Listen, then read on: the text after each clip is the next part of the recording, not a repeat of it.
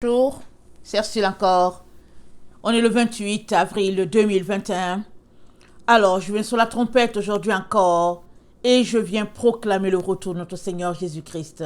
Amen. Soyez bénis et soyons tous persévérants. Amen. Les yeux fixés sur notre Seigneur Jésus-Christ. Dans ce temps, nous nous trouvons où chacun essaie d'élever sa voix, voulant étouffer la voix de Dieu en nous. Mais la Bible dit quoi? Dieu a mis en chaque être humain la pensée de l'éternité. Amen. Alors, une fois que tu as la pensée de l'éternité en toi, Dieu est là en toi. Que tu aies une relation avec Jésus-Christ ou pas, la pensée de l'éternité a été placée dans le cœur de chaque être humain. Dieu est là. Amen. Alors, soyons encouragés et ne nous laissons pas détourner, amen, de notre but sur cette terre.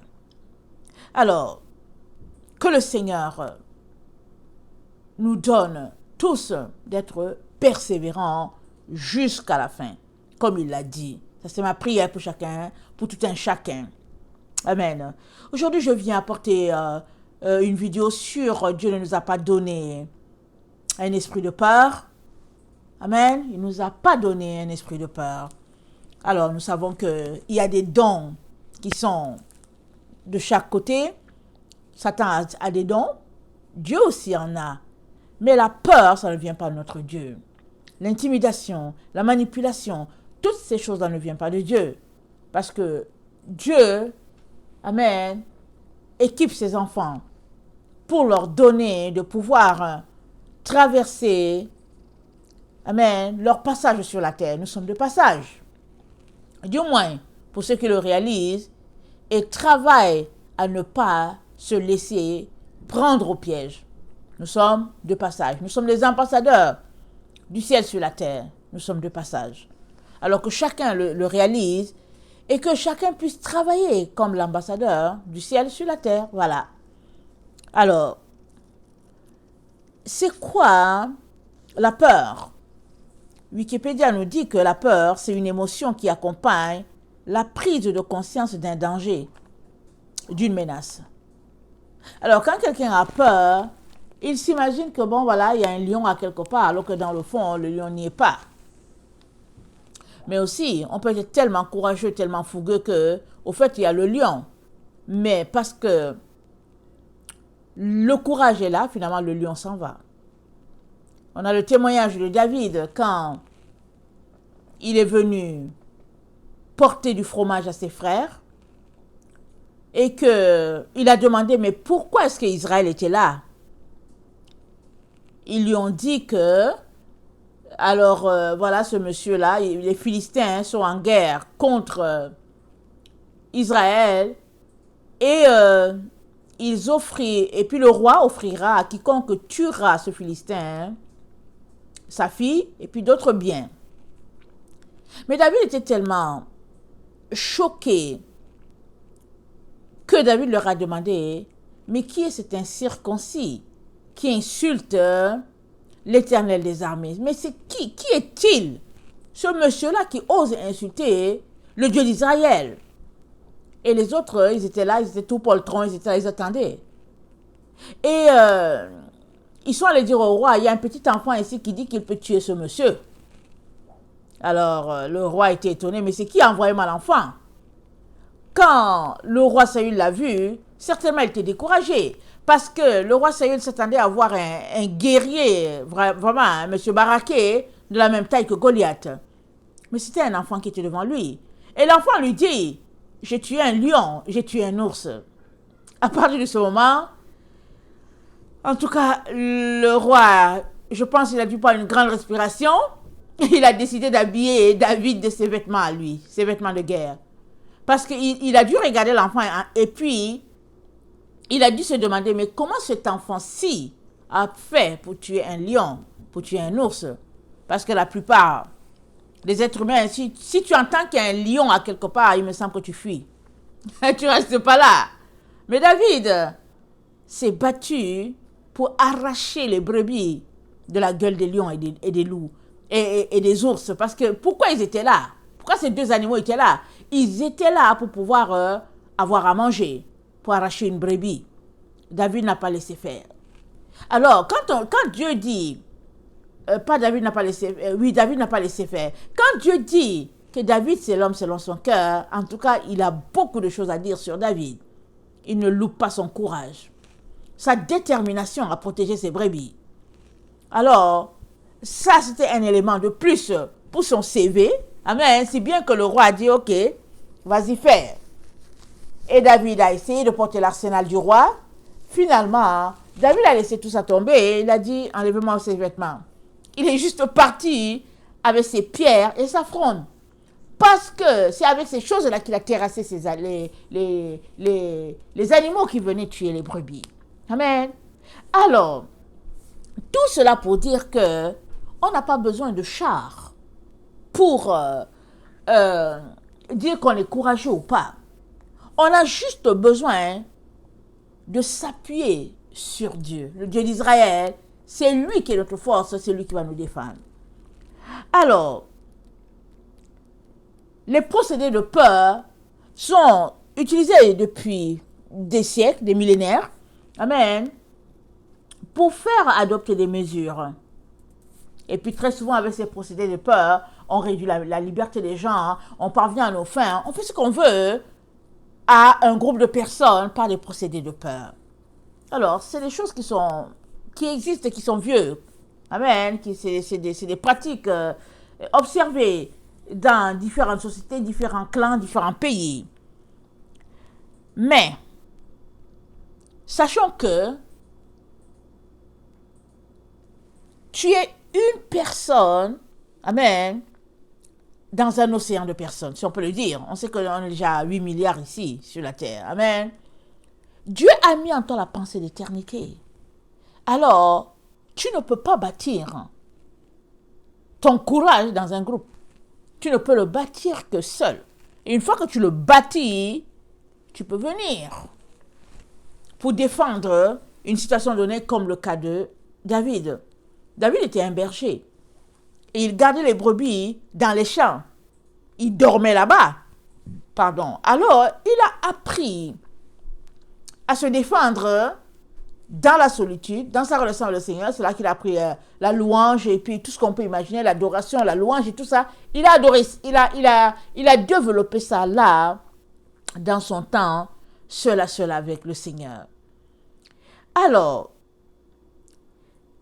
comprends qu'une mentalité collective, amen, c'est souvent dirigé vers l'impulsion. Et souvent, dans les procédés de peur, en tout cas, on essaie de toucher le plus de personnes possible. Et, généralement, dans un procédé de peur, alors il y a des cas d'impulsion, et puis c'est un groupe donné, etc., etc. Mais sache que Dieu t'a créé un être tout entier, avec la capacité de réfléchir, de t'arrêter, de te concentrer, de savoir si ceci est bien pour toi ou si cela n'est pas bien pour toi. Un peu comme le procédé de publicité. Souvent, on n'a pas besoin d'une crème quelconque pour le corps. On n'en a pas besoin. On a notre crème là qui est là, et puis on est tranquille. Mais la publicité passe, et puis finalement on se dit, ah ok, on dirait que ma peau elle est assez rigueuse, oui cette crème va me faire du bien, etc., etc., etc. Et on s'en va acheter. Mais c'est un procédé qui a été utilisé pour pouvoir t'amener dans cette direction-là, alors que toi-même, tu n'avais pas pensé à cela. Alors, donc la pensée, amen, elle vient de notre être intérieur, dans notre temps tranquille. Amen, la pensée est là. Alors, la pensée, c'est la manière de peser, de comparer, de juger et de prendre des décisions. Parce que quand tu es là, tu penses, tu pèses la situation. Et puis, tu compares. Et puis, tu juges, tu mets une note à cela. Et puis finalement, tu dis, oh non, ça ne vaut pas la peine d'aller dans cette direction-là, ou bien ça vaut la peine d'aller dans telle direction. Mais, quand on est dans un environnement où c'est la peur qui est sémée, qu'est-ce que l'ennemi veut créer? Il veut t'empêcher de penser. De penser tranquillement, de prendre ta décision en ton âme et conscience, tout seul, toute seule. C'est ça que l'ennemi veut éviter. Alors on t'envoie un effet de masse, telle situation, et puis bon, voilà. C'est pourquoi j'ai déjà dit dans plusieurs de mes vidéos que vraiment, le confinement, c'est une très bonne chose. Parce que tu es concentré, il y a certains qui se retrouvent seuls, et puis souvent quand ils se retrouvent à la maison, c'est-à-dire que tu es tenu de penser, tu es tenu de réfléchir, tu es tenu de trouver une situation, une solution à la situation dans laquelle nous nous trouvons. Mais qu'auras-tu décidé? Si évidemment, dans la solitude, tu as fait de la télévision, des médias sociaux, tes amis, ben tu iras dans le sens de la majorité. Tu iras dans le sens de la majorité. Mais si, dans le processus de confinement, tu as décidé quand même d'aller en profondeur dans la réflexion, dans la pensée, tu sortiras de là gagnant. Amen. Ayant découvert plusieurs bénédictions. Tu sortiras de là gagnant avec plusieurs bénédictions. Parce que quand Dieu a mis en nous la pensée de l'éternité, il n'a pas mis la peur. Il n'a pas non plus mis un vide. Mais il a mis la pensée de l'éternité. La pensée qui va nous conduire jusqu'à dans sa présence à lui. Parce que Dieu est éternel. C'est là en toi. Satan aussi le sait. Alors il travaille d'arrache-pied pour t'empêcher, pour brouiller ta volonté de réfléchir. La pensée de l'éternité est déjà là. Donc, la pensée qui a été mise en toi par Dieu lui-même, amen, te conduira en direction de l'éternité. Alors, Satan ne veut pas cela pour toi. Il veut le temporel.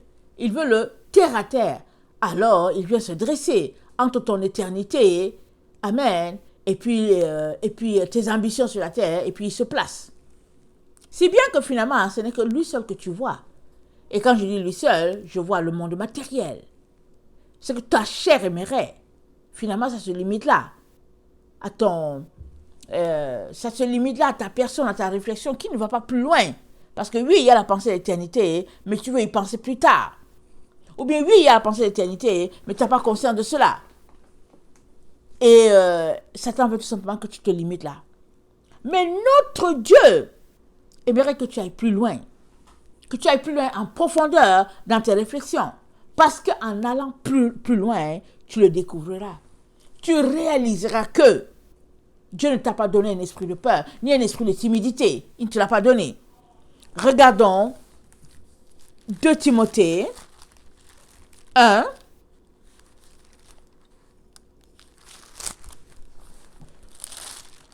Et le verset 7. Excusez-moi.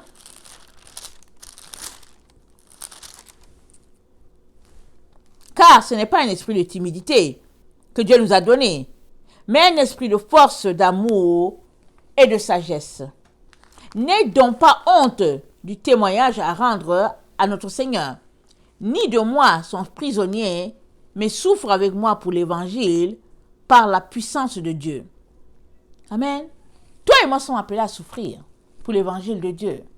Peu importe la situation dans laquelle nous nous trouvons, peu importe le chemin par lequel nous passerons, les épreuves, nous sommes appelés, amen, à témoigner, amen, et à souffrir pour l'évangile.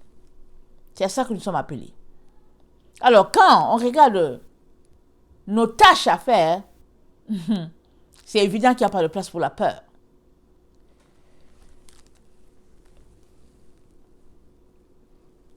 Romains 8, le verset 15.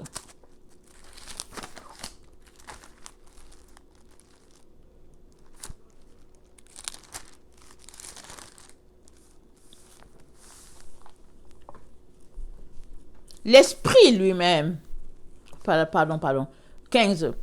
Vous n'avez point reçu un esprit de servitude pour être encore dans la crainte, mais vous avez reçu un esprit d'adoption par lequel nous crions Abba Père. L'Esprit lui-même rend témoignage à notre esprit que nous sommes enfants de Dieu. Or, si nous sommes enfants, nous sommes aussi héritiers. Héritiers de Dieu et co-héritiers de Christ. Si toutefois nous souffrons avec lui, afin d'être glorifiés avec lui. J'estime que les souffrances du temps présent ne sauraient être comparées à la gloire à venir qui sera révélée pour nous. Aussi la création atteint-elle avec un ardent désir la révélation des fils de Dieu. Car la création a été soumise à la vanité non de son gré, mais à cause de celui qui l'y a soumise. Car l'espérance qu'elle aussi sera, en espérance qu'elle aussi sera affranchie de la servitude, de la corruption, pour avoir part à la liberté de la gloire des enfants de Dieu. Or, nous savons que jusqu'à ce jour, la création tout entière soupire et souffre des douleurs de l'enfantement. Et ce n'est pas elle seulement, mais nous aussi qui avons les prémices de l'esprit. Nous aussi nous soupirons en nous-mêmes en attendant l'adoption, la rédemption de notre corps. Amen. Dieu ne nous a pas donné un esprit de peur. Il ne nous a pas donné un esprit qui nous paralyse au point où on ne puisse pas faire ce que nous devons faire. Et ça nous dit que l'Esprit de Dieu lui-même rend témoignage à notre esprit que nous sommes enfants de Dieu. On n'a pas besoin de quelqu'un d'autre pour rendre le témoignage à notre place. L'Esprit de Dieu lui-même, en nous, nous rend témoignage qu'on est enfants de Dieu. Et c'est dit que si nous sommes enfants, nous sommes aussi héritiers, et puis héritiers de Dieu, co-héritiers de Christ. Et si nous sommes donc co-héritiers de Christ, alors normal que nous puissions souffrir avec lui. Amen. Alors, souvent on veut la carotte, on ne veut pas le bâton. Mais l'enfant de Dieu, amen, l'enfant de son Père, il ne dédaigne pas les corrections du Père. Amen. Il est donc très important qu'on saisisse que quand il y a opposition, amen, nous devons élever notre niveau de zèle, amen, pour que nous ne soyons pas bloqués sur notre chemin, sur notre parcours. Ça, c'est très important. Alors, Paul dit que les souffrances du temps présent ne peuvent pas être comparées à la gloire de Dieu. Il le dit. Alors,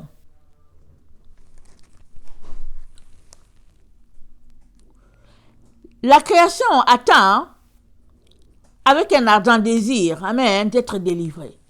Si la création, les arbres, les animaux, ils attendent d'être délivrés, à combien plus forte raison, toi et moi?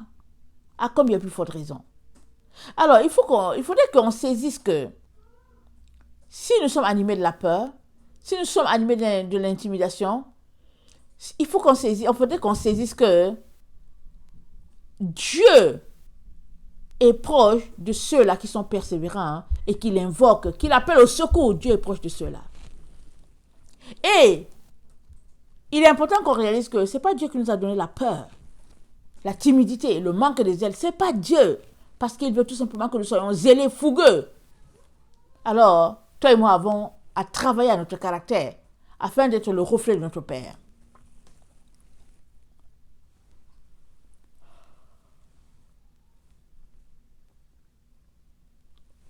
Éphésiens 6, le verset 10.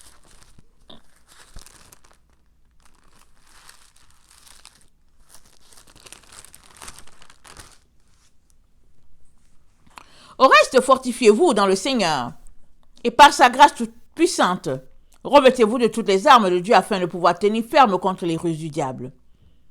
Car nous n'avons pas à lutter contre la chair et le sang, mais contre les dominations, contre les autorités et contre les princes de ce monde, de ténèbres contre les esprits méchants dans les lieux célestes. C'est pourquoi prenez toutes les armes de Dieu afin de pouvoir résister dans le mauvais jour et de tenir ferme après avoir tout surmonté. Amen. On est appelé à tenir ferme après avoir tout surmonté. Alors, est-ce qu'on peut dire qu'on a surmonté? Oui, on a surmonté beaucoup. Mais on est appelé à tenir ferme là où nous sommes. Ferme à quoi? Ferme à notre foi. On doit être ferme à cela. Ce n'est pas un vent extérieur qui devait nous déstabiliser. On doit être ferme. Ça dit, tenez donc ferme. Ayez à vos reins la vérité pour ceinture. Revêtez la cuirasse de la justice. Paul nous donne les éléments dont nous avons besoin. Là où nous sommes là, pour tenir ferme. La vérité, la justice. Mettez pour chausser à vos pieds le zèle que donne l'évangile de paix. Prenez par-dessus tout cela le bouclier de la foi avec lequel vous pouvez éteindre tous les traits enflammés du malin.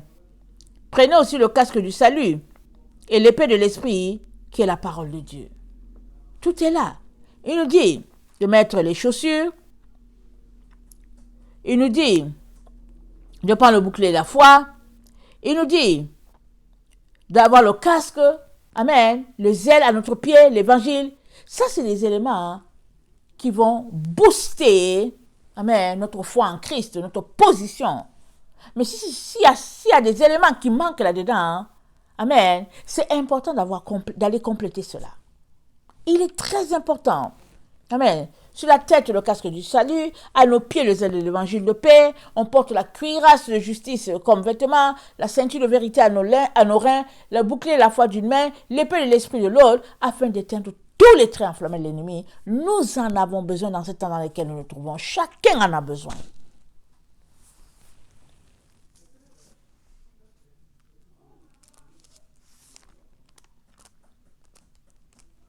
Nous sommes appelés à nous bâtir. N'oublions pas, Paul a dit quoi? Vous êtes le temple du Saint-Esprit. Vous êtes le temple du Saint-Esprit. Paul l'a dit. Et Jésus a dit, nous sommes le sel de la terre.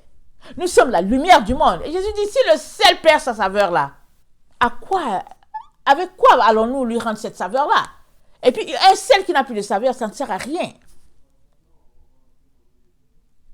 Nous devons réaliser combien Dieu nous voit, la valeur que nous avons à nos yeux, et nous devons tout faire pour ne pas laisser Satan ternir cette valeur-là.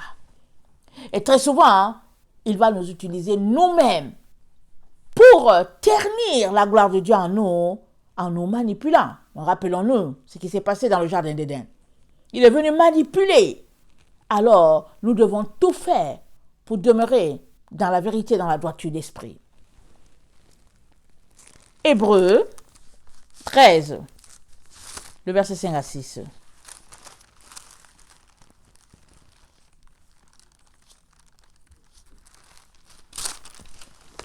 Excusez-moi.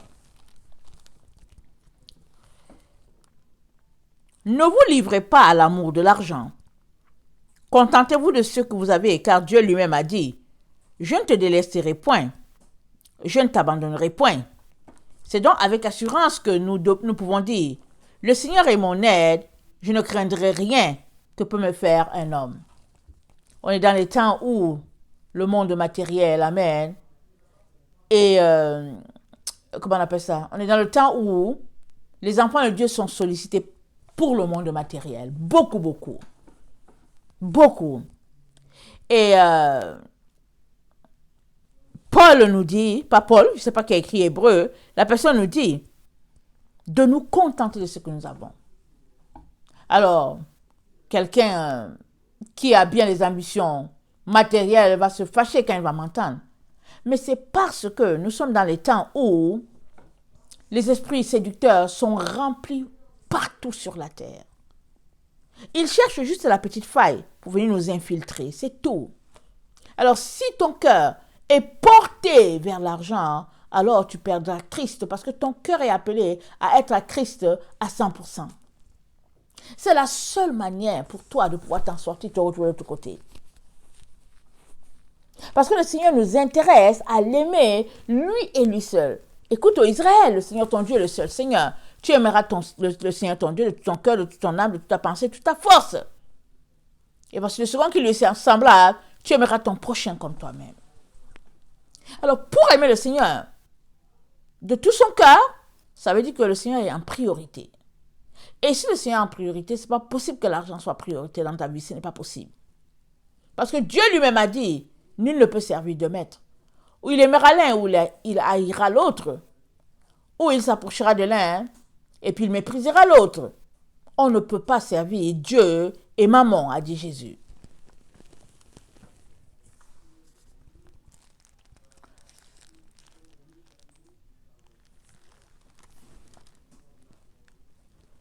Excusez-moi. Voilà. Acte 14, le verset 21 à 22.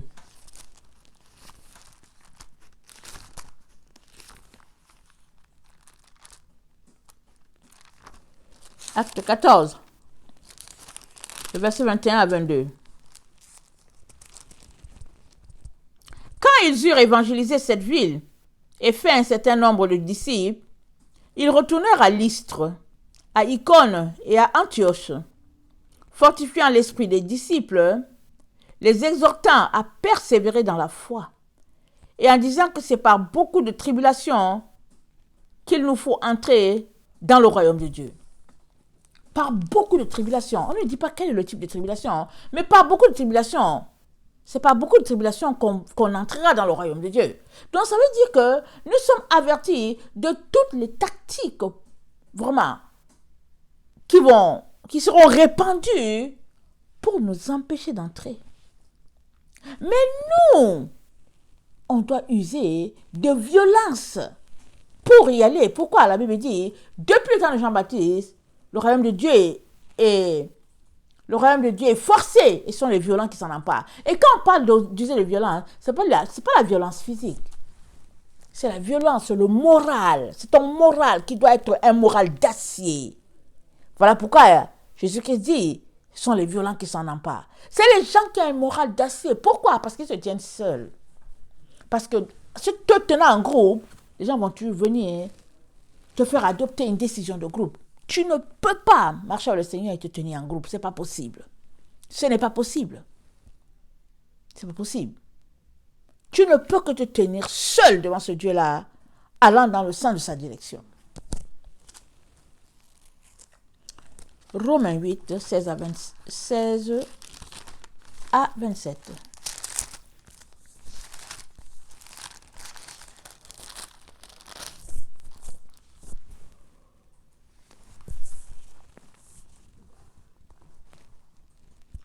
J'ai déjà lu, tantôt je vais lire le 24. Car c'est en espérance que nous sommes sauvés. Or, l'espérance qu'on voit n'est plus espérance. Ce qu'on voit, peut-on encore l'espérer? Mais si nous espérons ce que nous ne voyons pas, nous l'attendons avec persévérance. De même aussi, l'Esprit nous aide dans notre faiblesse, car nous ne savons pas ce qu'il nous convient de demander dans nos prières. Mais l'Esprit lui-même intercède par des soupirs inexprimables. Et celui qui sonde les cœurs connaît quelle est la pensée de l'Esprit. Parce que c'est selon Dieu qu'il intercède en faveur des saints. Amen. Quand on espère quelque chose qu'on ne voit pas, on est encore persévérant. Et l'Esprit nous aide dans nos faiblesses. Alors, mes chers frères et chères sœurs, tout se passe sous nos yeux. On sait tout ce qui se passe. Mais je viens nous encourager à garder les yeux fixés sur le Seigneur. Ne retirons pas notre focus de Jésus, mais soyons persévérants dans les commandements de Dieu. Soyons persévérants dans la doctrine de Christ. Amen. Et lui, notre Seigneur, il est le seul qui est capable de nous délivrer. Ça, c'est très important. Apocalypse 2, le verset 1 à 5, je vais finir avec ça.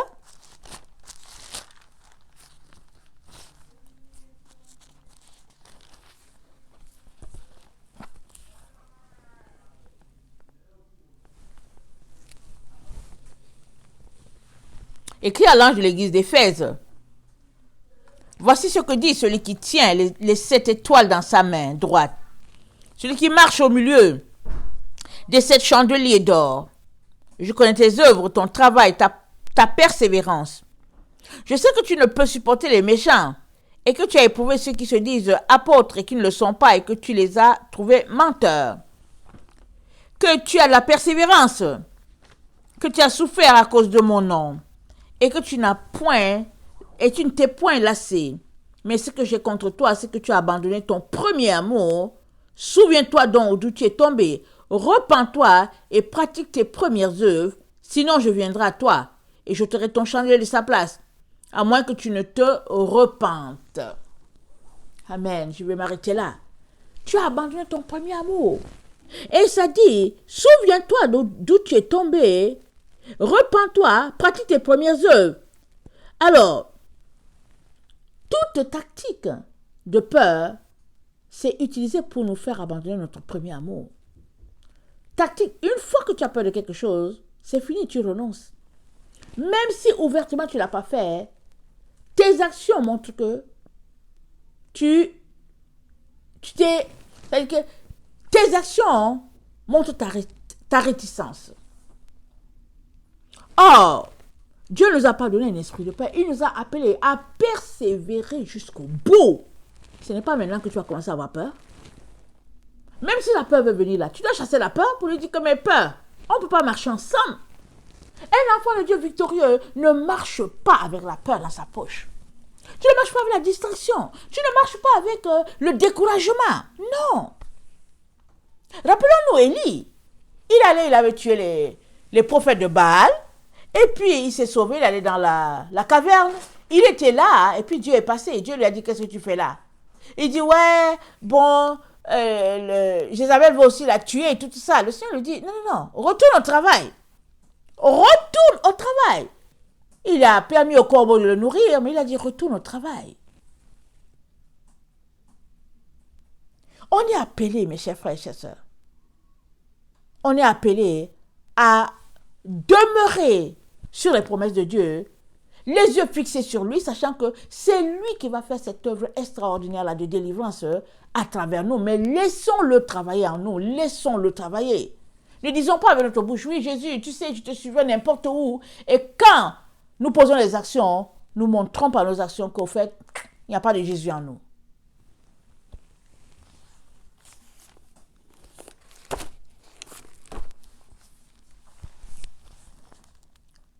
C'est que... Attendez. Et que tu les as trouvés menteurs. Que tu as de la persévérance. Que tu as souffert à cause de mon nom. Et que tu ne t'es pas lassé. Avoir la persévérance, c'est le contraire d'avoir peur. De toutes les manières, celui qui a peur, il ne peut pas persévérer. Il ne peut pas aller plus loin. Il a peur. Il démissionne. Seul le persévérant va jusqu'au bout. Et seul le persévérant gagne la médaille d'or pour que l'hymne de son pays puisse être chanté. Et être persévérant là, c'est des actions qu'on pose à tous les jours, à chaque moment, qui fait que finalement, nous sommes ancrés, amen, dans notre foi pour Dieu. Je ne sais pas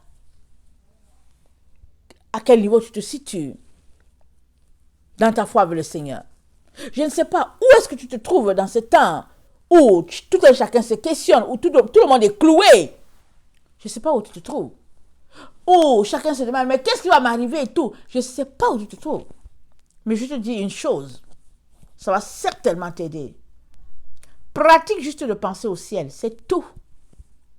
Puisque tu n'as plus de vie, ta vie est cachée en Christ. Donc si tu pratiques juste de penser uniquement au ciel, mais tu n'auras aucun problème. Pourquoi? Parce que ce qui se passe sur la terre, c'est parce que le ciel est en train de descendre jusqu'à nous. On dit, je vis la nouvelle Jérusalem descendre des cieux. Tu ne peux pas être rempli de peur et en même temps être persévérant. Ce n'est pas possible. Tu as besoin de choisir ton camp et de te tenir sur ce que tu as choisi. Et moi, je t'encourage vivement à chasser la peur, à chasser toute technique de manipulation. C'est-à-dire que je t'encourage à garder les yeux fixés sur ton Seigneur. Parce que lui t'aidera. Lui te donnera d'être victorieux. Lui te donnera d'être persévérant. Lui te donnera tous les éléments dont tu as besoin pour être victorieux. Amen. Mais pour cela, tu as besoin de bâtir ta foi. Amen. Tu as besoin de venir, amen, devant le Seigneur à tous les jours, confesser tes versets, confesser la présence de Dieu dans ta vie, le louer, le célébrer, l'élever. Tu as besoin de venir prier, tu as besoin de venir chanter les louanges, tu as besoin de venir lire, amen, ta Bible, la méditer. Tu as besoin, amen, après cela, de te retrouver aussi avec tes amis afin de les amener au Seigneur. Ça, c'est très, très important. Mes chers frères et chers sœurs, c'est important. Alors, souvent, on se dit que bon, c'est pas grave et tout, mais si tu veux aller loin, alors il est important que tu commences déjà à ménager ta monture. Et Quand on va aller loin, on la prête, cette monture-là. Alors, que le Seigneur bénisse sa parole. Et puis qu'il te donne de pouvoir garder les yeux fixés sur lui, peu importe ce qui t'arrivera. Amen. Garde les yeux fixés sur lui. Il te donnera d'arriver à bon port. Soyez bénis. Je vous aime beaucoup. Et Dieu, davantage. Maranatha, Jésus revient. Amen et Amen.